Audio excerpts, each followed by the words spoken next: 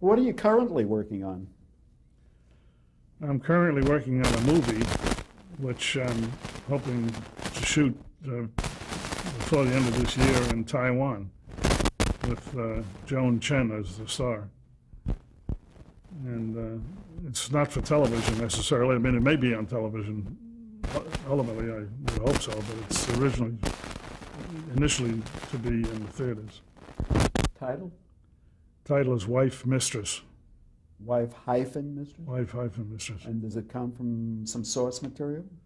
Well, it was written by a young girl who's a Chinese girl who's a director, who was going to be directing the show. She wrote the script. I thought it was a very good script, and hopefully it'll be successful. Who was the director? Her name is Christina Yao, Y-A-O. And you're going to be executive producer? Yeah. And who's going to produce it? Pierre Oppenheimer. Mm-hmm. And it's going to be done on location? On location in Taiwan. When do you expect to start this? Well, probably towards the latter part of this year. Now, you've been very active with the Academy of Television Arts and Sciences for a number of years? Yes, I've been with the Academy in one form or another for almost since its beginning.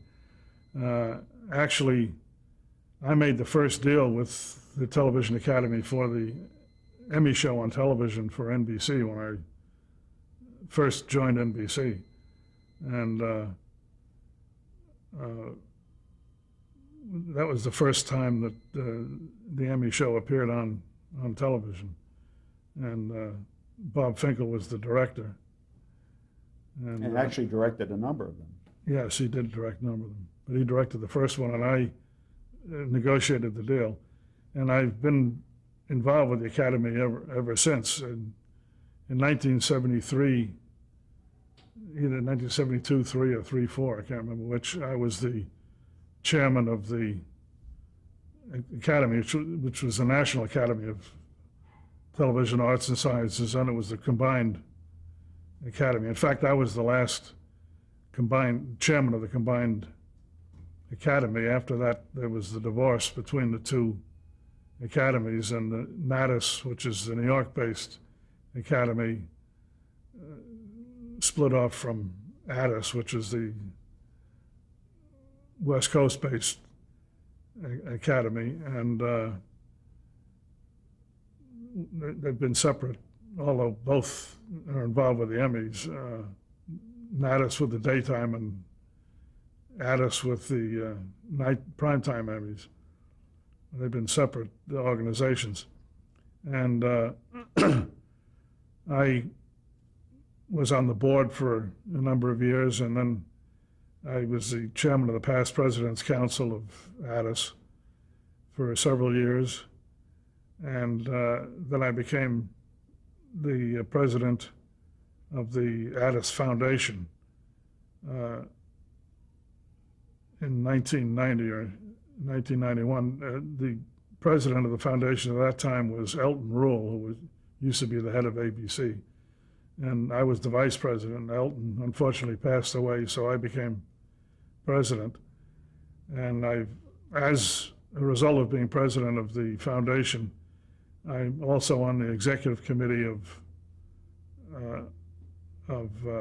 the Television Academy and a member of the board of governors of the Academy. And recently, the Academy has hired a new person as the paid president. We don't call him executive director anymore, so I'm now the chairman of the foundation. This is a lot more than just dabbling. Obviously, this is something very close to your heart. Explain your feelings about the Television Academy. Well, I've always liked the Television Academy. I felt it represented an important entity in the industry, bringing together everybody from every facet of television. And the foundation in particular, I'm fond of because it does what I think are very important things for the industry. We have several very important educational programs, an internship program whereby we train people to become members of this industry by getting them jobs during the summer, young graduate students or seniors, getting them jobs during the summer with the studios and the networks. And many of them have been subsequently hired by these studios and networks and have become important people in the industry. And they fan out and represent really a network of interns, so it helps us get more involved. And we have college awards, student awards, in which we award money to college students who produce and write and film programs and hopefully get them into the industry that way. So we're building for the future of the industry. And one of the major projects that we have undertaken in the last couple of years is this one, which we're talking about right now, this interviewing of people who have been around for a long time in the industry, called the Archive of American Television. And that's really our way of trying to preserve the history of the television industry through the eyes and mouths of the people who were there from the beginning to develop it and create it. And I can't think of anything more important than preserving that for posterity and for students and for the people who are interested in our industry. And yet 50 years pretty much had passed by and nothing had been done. Why do you think now was the time to finally go ahead and do this?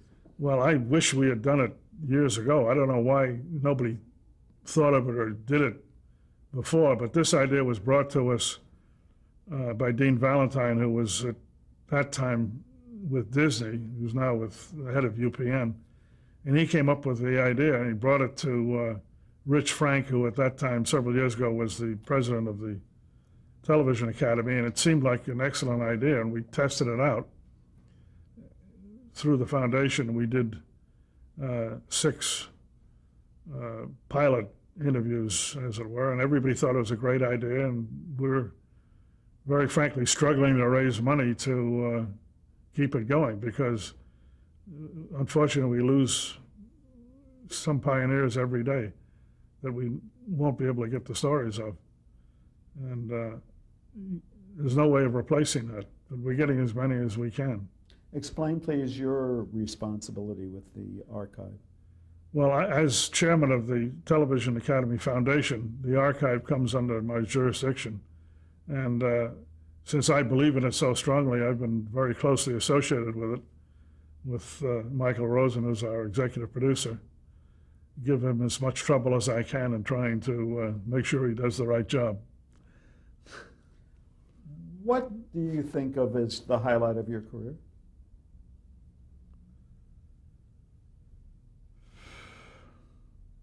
I don't know how to answer that. I've had several different careers in a sense. The highlight of my career at NBC, I think, was building a close-knit and very efficient, I think, organization on the West Coast that served NBC very well for many years. I had another partial career in the touring live show business. In addition to the Hanna-Barbera show, I did a proscenium show for Southwest Airlines to promote their business around the country, and I was involved with a Broadway show, Timbuktu, which was a black version of Kismet. So I had experience in the theatrical field, which was a different career. I don't know if anything was a highlight there, it's just a different career. And now, even though I'm still trying to develop movies for television as well as theater, I guess my main highlight is working for the Television Academy Foundation. I would have thought maybe you would have said bringing Bonanza, helping bring Bonanza to life, or helping introduce color television. I think maybe one of my highlights at NBC was bringing Bonanza, not to bring it to life again, because that was short-lived, but putting it on, getting it put on originally. and keeping it on. Well, I think that was a highlight, yeah. And do you have any regrets? Do you ever look back and say, I wish I had done something that you didn't do? No, I don't. I look back only insofar as I have memories. I don't know that I think of anything that I wish I had done that I hadn't done. The only regrets I have is I'd like to do it all over again. I don't think I've got time left to do that. I think we'd all like to do that. Yeah. What do you think represents television at its best?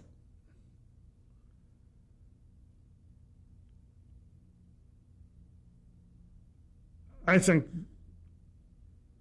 without taking anything away from the creativity of dramatic programming, or comedy programming, or anything else, I think what represents television at its best is the live, showing something live, like the man landing on the moon. And with all due respect to the problems of violence, showing what's going on in the world. So I think that, not news per se, because a lot of news is jollied up with manufactured excitement, but showing actualities, to me, is really the backbone of television. Would you be interested to know that when I covered you in 1968 and you addressed the variety clubs of Southern California? I said the same thing? You said the same thing? Well, I'm consistent at least. What do you think of the quality of programming on television today? Are you disappointed in it? No, generally? No, generally I think it's very good. I think there's some excellent shows on. I'm disappointed in some of the, what I think are really crummy shows, the exploitation shows and the talk shows, and to me that's very distasteful, and I'm glad my father isn't around to see those, because if he hadn't had a heart attack before, he'd have one now. But I think some of the dramatic shows and some of the comedy shows are very good. I think they rank well along with the old ones. I find myself, however, looking quite a bit at the cable channels that show the old shows again, and I still enjoy some of those. So I don't know whether 20 years from now one would feel the same way about the shows that are on today, but I think there's some good shows on. You mentioned your father. What do you think your father's legacy is? My father's legacy is the industry that he created with the most powerful means of communication ever known to man, which is television. And with all its warts as well as its good things, I think that he'll be remembered as the man who is the father of this industry. You have to be aware that there are revisionists who sort of downgrade your father's involvement in television. Well, there are always people who... Is that hurtful to you when you read? No, because I think it's stupid. I don't know, what's the purpose of it? It's not hurtful, it may be annoying, but it's... I know the truth, so I don't care what they say. But what about the fact that RCA, as he founded it, no longer exists? That's hurtful, and I'm sure that would really be hurtful to him. It's kind of ironic that General Electric bought RCA and NBC, even though RCA doesn't really exist anymore per se. It has, but that's where it all started, because RCA was part of GE and Westinghouse at one time, and the government separated them, and RCA went out on its own and became the powerhouse that it was. And for it to be back in as part of GE is kind of ironic. And I'm glad he didn't see that as well. Did you ever think that this would be the fate of RCA? No, never did. It seemed to be one of the pillars of commercial enterprise. That's right. How do you think television's going to evolve in the near future into the next century? Do you think it's going to be more of what we're seeing today, or is there going to be some dramatic changes? No, I think there'll be some dramatic changes. I think there'll be more of what we see today, but I think the internet operation, the computer operation will materially change the way people look at television and at entertainment. And I think there'll be more interactive participation by people on television as well as on the computers and the internet. But basically, there'll always be programming, there'll be news, actualities, and I think it hasn't really changed that much. The forms of programs may have changed, but the substance is still the same. What about the network structure itself with an affiliate, a group of affiliates that attach to it? Is that likely to change? Are we always going to see that, or will networks become more program suppliers than anything else? I think that they'll become more program suppliers. There will be affiliates in one form or another. It may be different from the way we've known them because of the economics of the game. But networks still provide a service that individual stations can't provide. And I think they'll always be there in one form or another, but perhaps more as a program service than they have been in the past. I don't know that you attended regularly affiliate meetings, but I wondered how you felt about those rather horrid affairs. I went to some of them. I didn't attend them all. And you didn't enjoy them? I didn't particularly enjoy them, no. I wouldn't think so. I guess they're going on right now. Yeah. How would you like to be remembered in this business?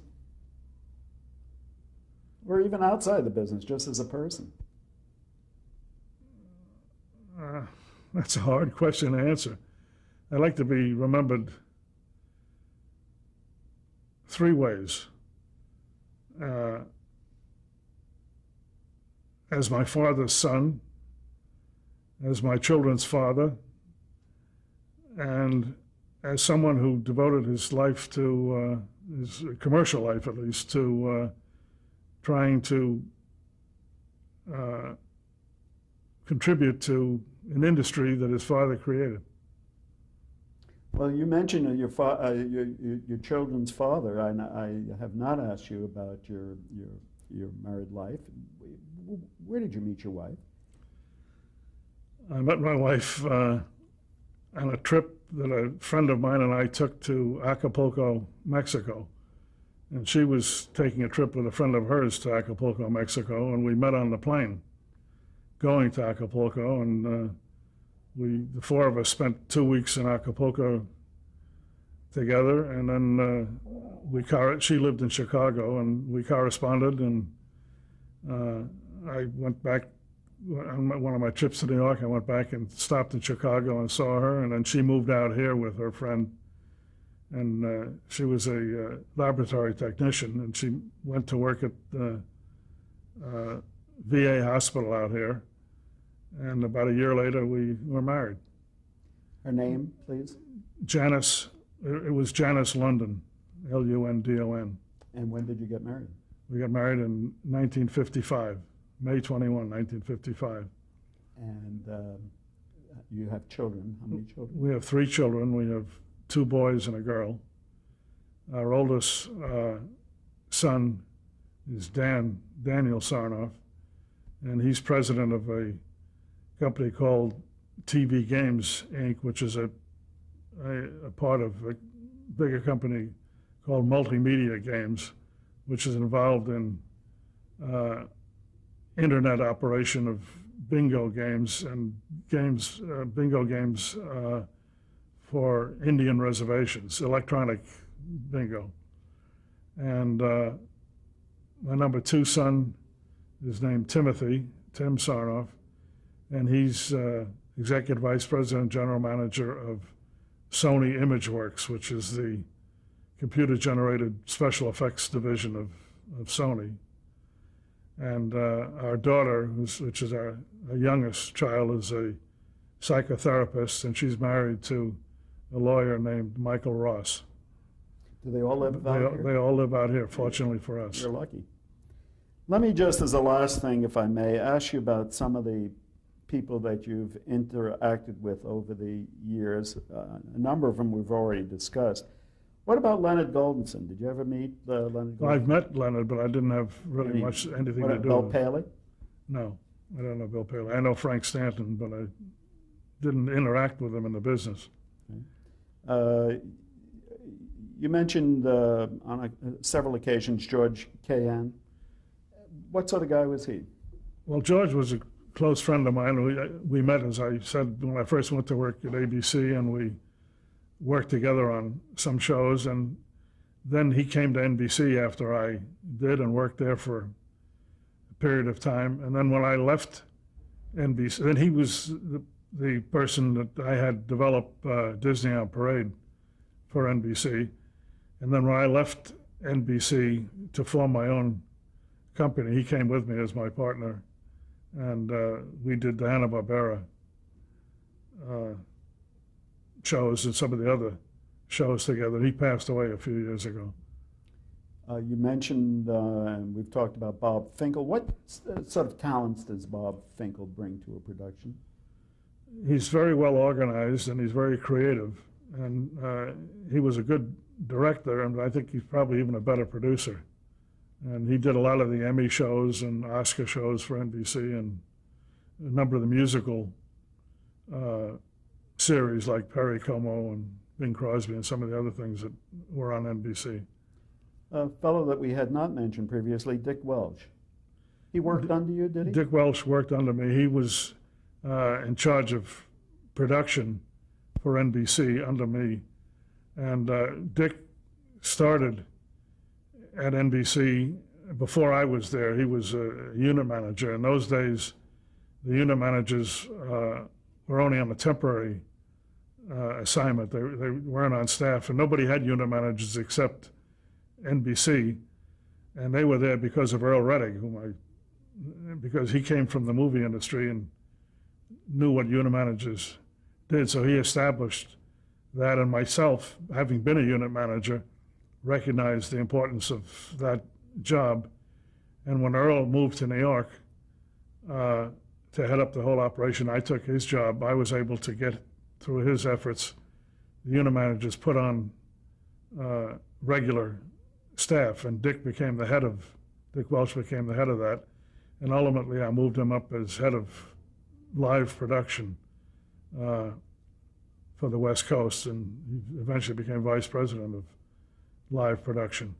And another man I had by the name of Fenton Coe was the head of film production for NBC West Coast. So both talented guys? Both very talented guys. Fenton is still alive. Dick has passed away, unfortunately. And finally, John Conte, who was the host of the matinee theater. Well, John and his wife, Ruth, at that time, and my wife and I became very close friends, and we used to socialize with each other and see a lot of each other over the years. And he's a very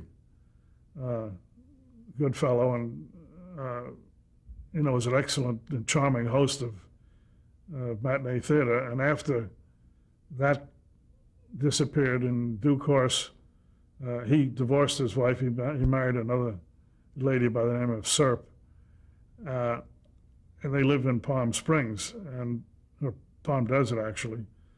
And he was interested in getting an affiliate relationship with NBC for a station down in Palm Springs, KMIR, and I assisted him in getting that affiliation with NBC, and he's been running that station for many, many years.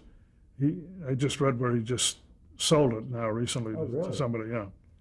But he's still with them, but he sold the station. So was that the original NBC affiliate in Palm Springs? Yeah. Mm-hmm. Palm Springs must have been a really very small. Very small at that time, yeah. Well, I don't have any other questions for you, and you know how important this interview is to the archive. You should know more than most, and I thank you very much, and the archive thanks you. Well, thank you for not only for this interview, but for all the other ones you've done for us. I really appreciate it. As Michael knows, I was very reluctant to do this interview because it seemed rather self-serving in view of my position as the head of this operation, but he finally badgered me into doing it, and I appreciate very much your helping us. I'm glad you agreed. Thank you.